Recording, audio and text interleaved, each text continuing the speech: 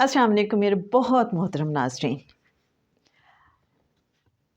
کتابیں کبھی ہمارا عشق ہوا کرتی تھیں اور کتابوں سے ایک فینٹیسی ورلڈ میں رہنا، ایک ٹرانس میں رہنا بڑا اچھا لگتا تھا. اب تو کتابیں پڑھنے کا اس طرح سے شاید وقت ہی نہیں مل پاتا، لیکن کبھی کبھی جن کو کتابیں پڑھنے کی عادت ہے وہ جانتے ہیں کہ اندر ایک بڑی خواہش جاگتی ہے کہ کوئی ایسی کتاب ملے کہ بس ہم پھر سے ایک ٹرانس میں چلے جائیں، بس پھر اس میں رہیں، اس کو فیل کریں. جیسے میں نے 40 رولز آف لو جن دنوں میں پڑھی، مجھے تو پتہ نہیں، وہ کتاب بہت زیادہ اچھی لگی تھی، بڑا اچھا لگا تھا مجھے. خاص طور پہ اس میں جو شمس تبریز کا رول ہے وہ بہت اچھا لگا تھا. ہر ایک سے پیار، ہر ایک میں محبت تقسیم کرنا، ہر ایک کو بتانا نہیں تم اچھے ہو، تم بظاہر اپنے آپ کو گناہ گار سمجھتے ہو، اپنے آپ کو زیادہ گندا میلا سمجھتے ہو، لیکن دیکھو تمہاری روح بڑی پاکیزہ ہے، دیکھو تم بڑے خاص ہو، تم بڑے خالص ہو، تم بڑے اچھے ہو. تو یہ احساس دوسرے کو دینا، یہ بتانا تم بڑے قیمتی ہو، یہ بڑی بات ہے. تو میں اس کتاب کو پڑھنے کے بعد سوچتی تھی کہ اس سے پہلے مجھے رومی بہت اچھے لگتے تھے، لیکن یہ کتاب پڑھنے کے بعد، یہ ناول پڑھنے کے بعد مجھے لگا نہیں، مجھے شمس تبریز سب سے زیادہ اچھے لگتے ہیں. اینی ہو جناب، لبیک بہت پرانے وقتوں کی بات ہے، ونس اپون اے ٹائم.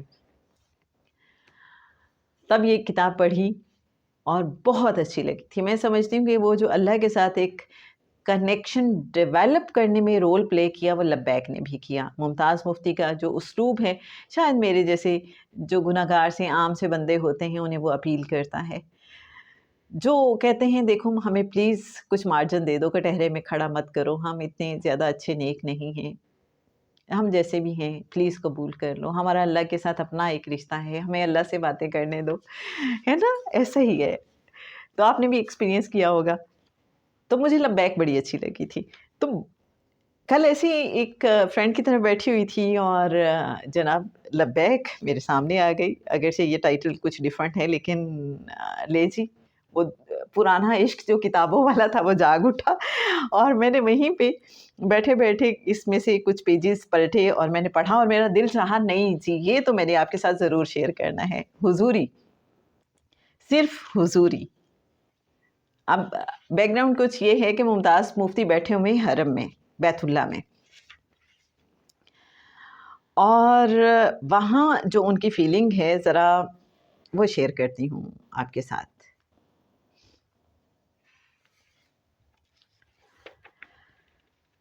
بڑا ہی خوبصورت یہ احساس ہے.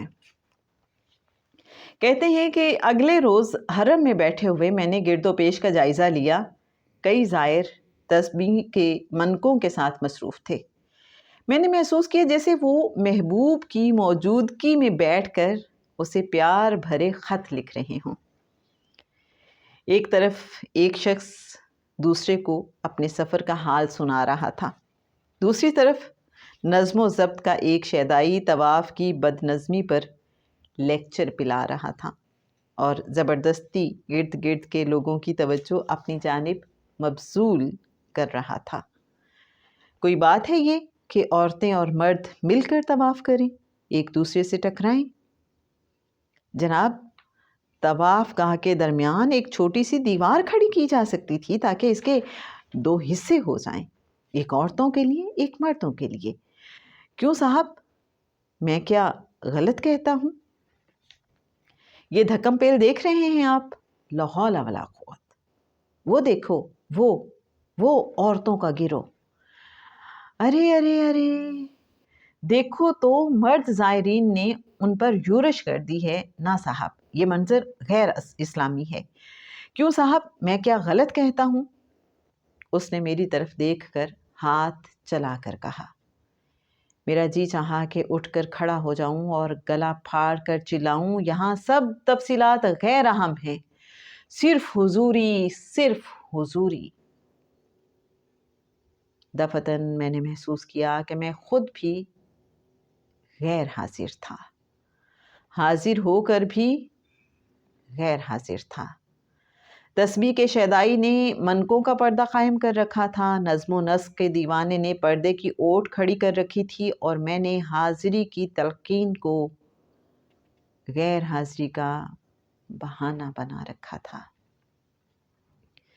پھر میری نگاہ قدرت پر جا پڑی۔ وہ میری طرف دیکھ کر یوں مسکرائے جیسے میری کیفیت کو جانتے ہوں، جیسے مجھ سے ہمدردی کر رہے ہوں۔ پتہ نہیں وہ کون تبسوی تھے جو سالہا سال سے دھیان لگائے بیٹھے تھے۔ ان کا دھیان توڑنے کے لیے دشمنوں نے نرتکی بھیجی۔ نرتکی نے تبسوی کے گرد ناچنا شروع کر دیا، ناچتی رہی حتیٰ کہ تبسوی نے آنکھیں کھول دیں اور ان کا دھیان ٹوٹ گیا۔ قدرت اللہ ایسے تبسوی ہیں جو کھلی آنکھوں سے دھیان لگاتا ہے اور ساتھ ہی نرتکی کو کانی آنکھ سے دیکھتا بھی جاتا ہے، مگر اس کا دھیان نہیں ٹوٹتا۔ پتہ نہیں انہوں نے یہ گر کہاں سے سیکھا ہے۔ حرم میں قدرت مجھ سے بات بھی کر لیتے تھے، نظم و نسق کے دیوانے کا لیکچر بھی سن لیتے تھے، لیکن ایسے کہ حضوری میں فرق نہ آئے۔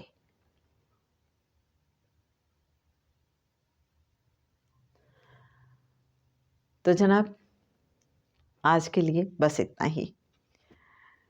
کل اسی حوالے سے لبیک میں سے ایک اقتباس آپ کے ساتھ شیئر کروں گی جو بہت ہی کمال ہے۔ اسے سننے کے بعد آپ کو لگے گا کہ یہ تو میری بات ہے، یہ تو میرے اندر کی کیفیت ہے۔ تو کل تک کے لیے تھوڑا سا انتظار۔ رخسانہ بشیر کو اجازت دیجیے۔